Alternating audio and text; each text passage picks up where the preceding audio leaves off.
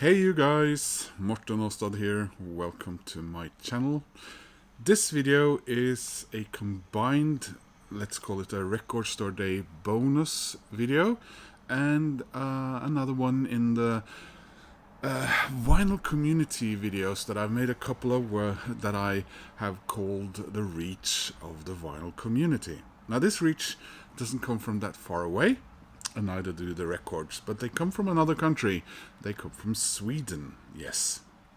Of course, for those of you who've known me for a while, I usually say that I am a Scandinavian person, and the reason for that is, of course, as you know, I live here in Norway and I'm a Norwegian citizen, but I've had my home in Denmark since I was a little child, and I've grown up in Denmark and Norway, and I speak the languages fluently. But what I might not be talking about quite as often is that I am also part Swedish from my mother's side of the family.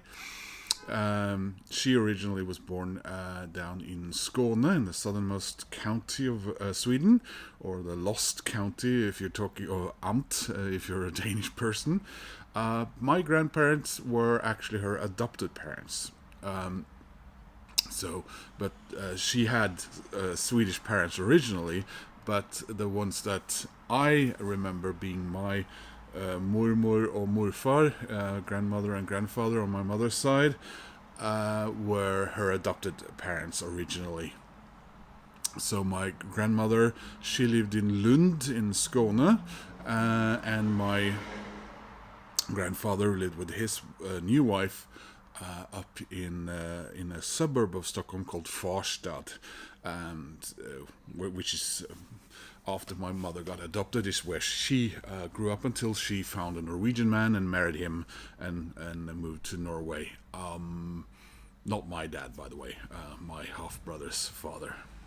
So that is sort of my Swedish background. Now, I was watching, as you do, after vinyl, the record store day and all that, I was watching a video from Jonas over there in Vinylstockholm, the channel, Vinylstockholm. And sort of the theme of the video was a little bit that this was a rare video for him to have made. And as it turned out, he had been sent some records from, I think it was Warner, Sweden, and they were Swedish record store day releases, so proper ones. I know Denmark probably, you could say that for record store day had a Disneyland After Dark or DAD release. Norway, at a stretch, you could say that the Aha release was Norway's record store, but I mean, it was obviously an international release. That was the demos.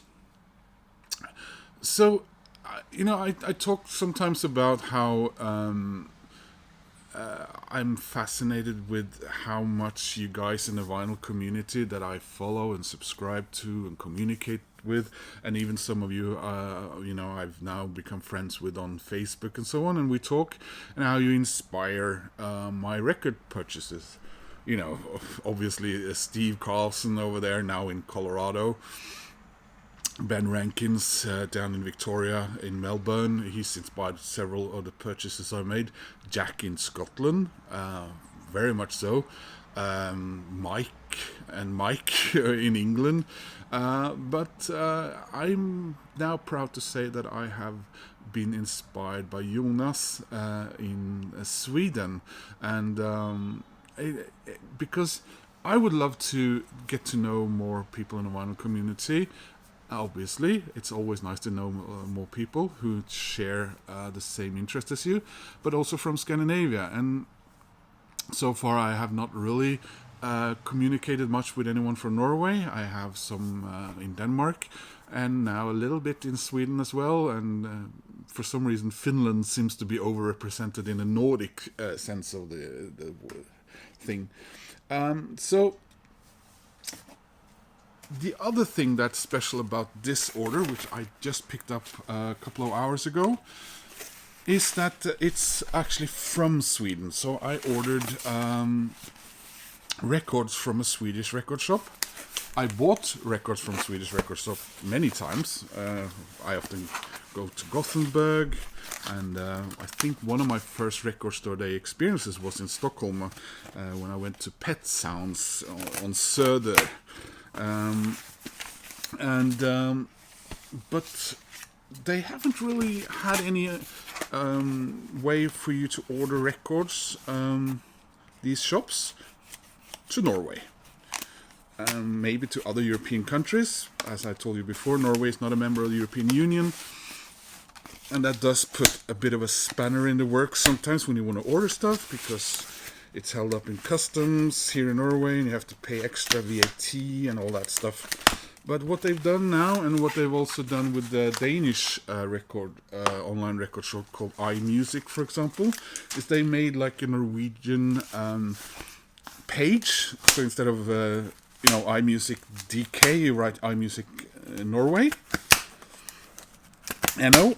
and then you pay the VAT and everything there and then, and it's done. And you save a little on that, doing that, because that means you don't have to pay the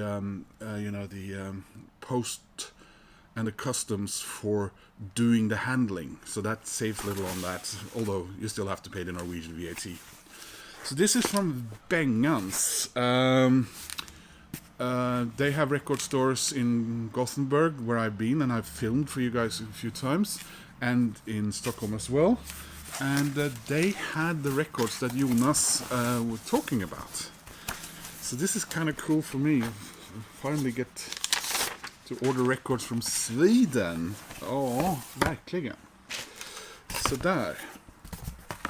And I grew up speaking quite a lot of Swedish with my mother, we always watched a lot of Swedish television here in Norway, because they had 2 channels and we only had 1 when I grew up. And then for many years I didn't speak Swedish at all, and I didn't really dare to do so, because I thought I had lost the ability to do so. But then I went to the European Film College in Ebeltoft in Denmark, and there were probably about 10 or 12 Swedish students there, so I started talking to them like I'd been talking to my mother and so on, and grandparents. And for a while there, I was the guy who people kept asking, "Where exactly are you from?"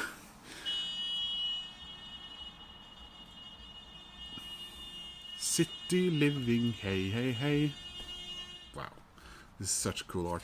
Yeah, anyway, guys, so first of the 2 albums that Jonas showed is by a band who existed very briefly, and we're in the late 60s, early 70s, where prog and psych rock and so on is prolific, and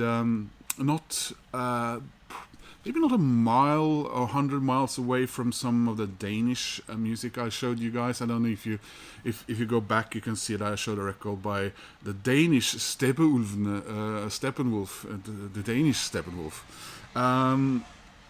This is I did not know about this band, to be honest, but it is a band called Life, and the album is called Life, and this is it.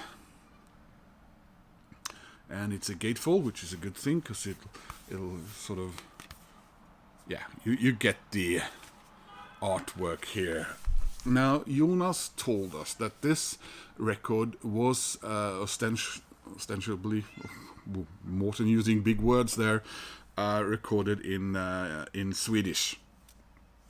But apparently someone in the record company thought that this was something they could flog off to the English-speaking world if they just, made the guys go back in or the guy go back in and re-record this in English. Now, apparently this didn't get a proper release as such, so we're talking a few hundred copies of this was made and made somehow available. I guess maybe, your record company is sending out feelers and to other places around the world, trying to see if someone will, take a nibble at their product. I don't know, I'm guessing. So the number of original pressings of this album in English are dwindlingly low, and he said that the prices were, you know, in the 1,000 or 2,000 euros, you know, bracket. So it says here that Life, the highly acclaimed 1971 masterpiece, and I am a 1971 masterpiece, from Swedish heavy power trio, they call it, Life, mastered from the original master tapes. New liner notes by Tobias Pettersson, author of Encyclopedia of Swedish Progressive Music, with rare unseen photos. Now, Jonas talks about him and this record much more with much more knowledge than I do. What knowledge I now have comes from a little piece on in Wikipedia, and what he said, of course. The most sought after LP from Sweden, and this was pressed in 1,000 copies only. Yeah, 1,000 copies. So let's have a look, shall we? It's funny, I love getting some Swedish music for my collection, much more so than Norwegian. I've always had a bit of an identity problem when it comes to what is basically my own country. I always like Danish things better, the Danish language, culture, but also when it comes to music and, you know, films, Denmark and Sweden, I always... Probably because in part I grew up with it, and it's not my brother's fault or anything, because they weren't that interested in Swedish stuff. But yeah, I drone on, and there's the record. This is really fascinating artwork, in my opinion. So there is the gatefold, and band from back in the day.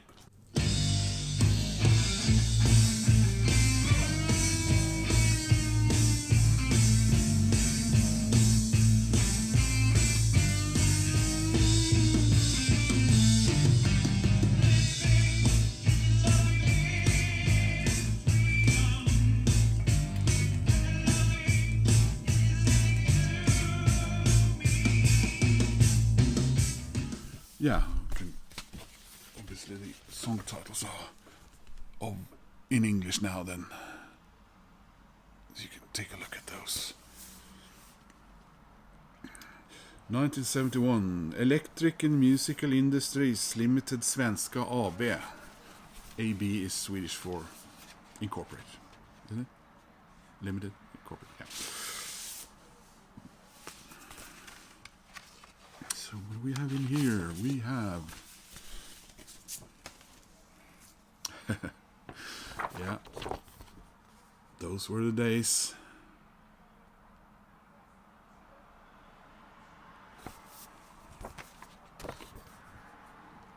Hey tjejer, look at us.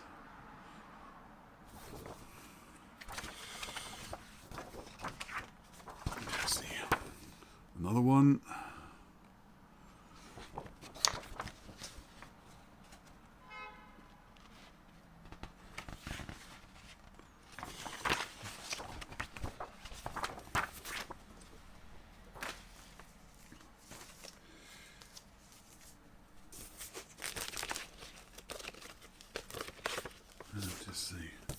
Inner sleeve.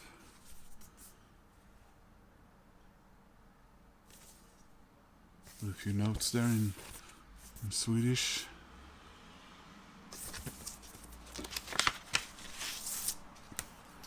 Oh, it's the old Odeon imprint of... was it a subsidiary of EMI? Or is it now that it's owned by EMI? Because it's got EMI, well, and Parlophone logo there at the bottom.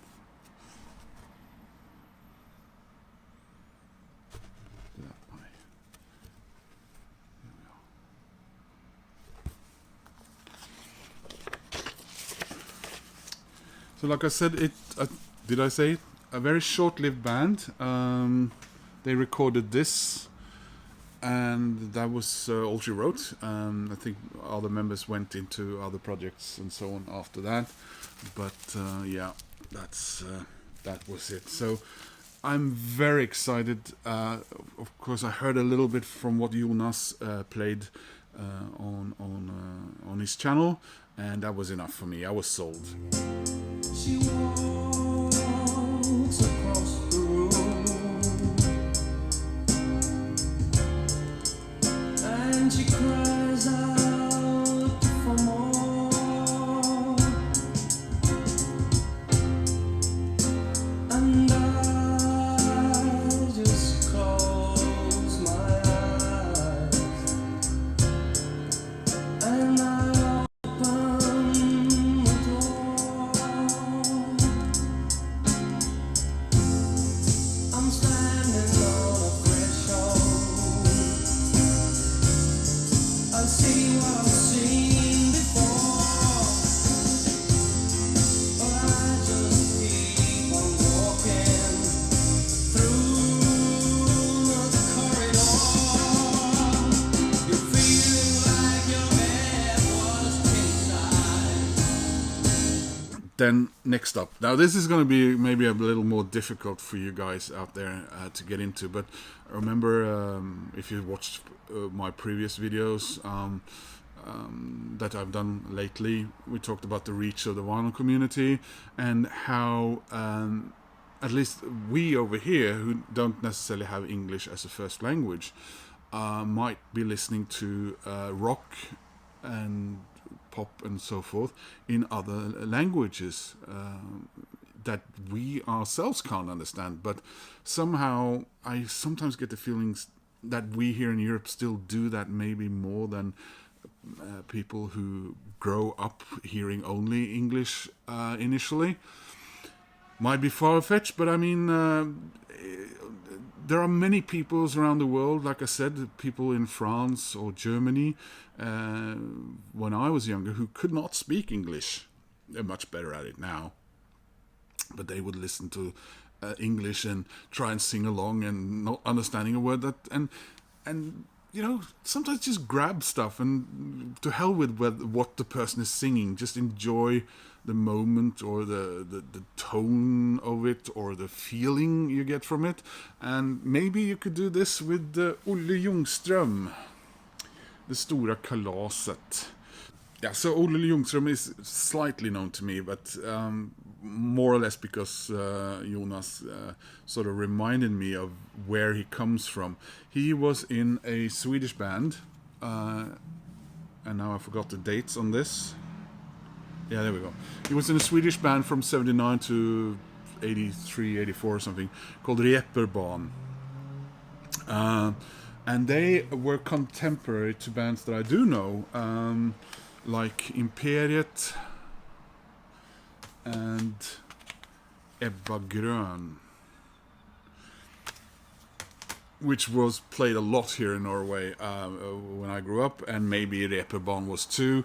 Olle Ljungström then later has a different kind of career, and like so many artists who started out in maybe more punkish or post-punk type bands and so forth. Often when they became solo artists, something changed in them. I can think of my uncle, my South African friend's uncle from Denmark, Lars Hågensen, who is well known as a singer-songwriter and almost like a, you know, a soft rock kind of guy. Lars Hug.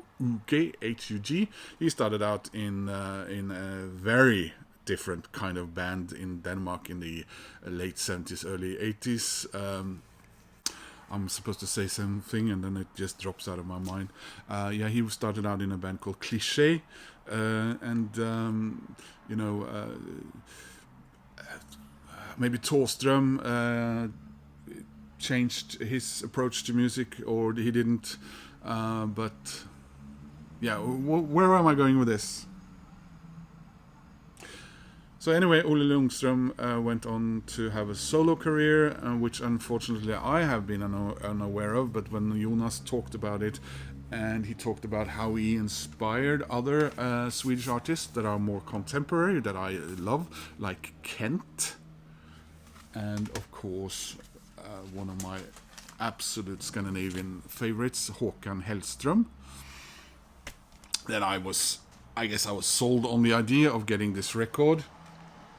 Unfortunately, Olle Ljungström is not with us anymore. He died in his very early 50s, I think, about 9 years ago now. Jonas talked about the Stora Kalaset, which is the title, of course, which means the big party or feast or celebration, and that this was inspired by the Swedish title of one of was it John Steinbeck's books, which was called in English something I now can't remember. Sorry. I mean, this is me buying music because Jonas talked about it, and not just because he talked about it, because I did listen to some of it and I really loved it. So this originally came out on CD 28 years ago, so it's a 28th anniversary edition, rather loose with the term and meaning of anniversary. It includes Jag och min far, Något för dem som väntar, Morotsman och Solen strålar, and a bonus LP with 8 rare tracks. And I think Jonas said that this had never been out on vinyl. So there we are. There's the man.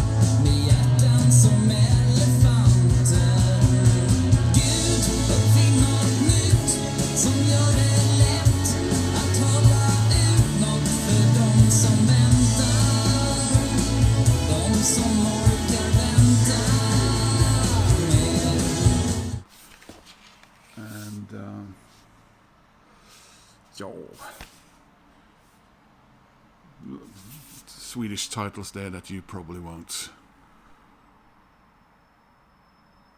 Google. Så, något för dem som väntar. Det betyder ingenting. Morotsman, lyssna. Nitroglycerin, jag och min far. Kvinnor och män. Solen strålar. När tiden har fått fnatt. Skriker. Sånt som bara händer mig. Somnar om. Du är min. Jag ljuger, du ligger under. Saker som jag samlat på, människor kan, naken och friheten. För dem som har vaknat somnar om. Samma sak händer gång på gång. De som har vaknat somnar om.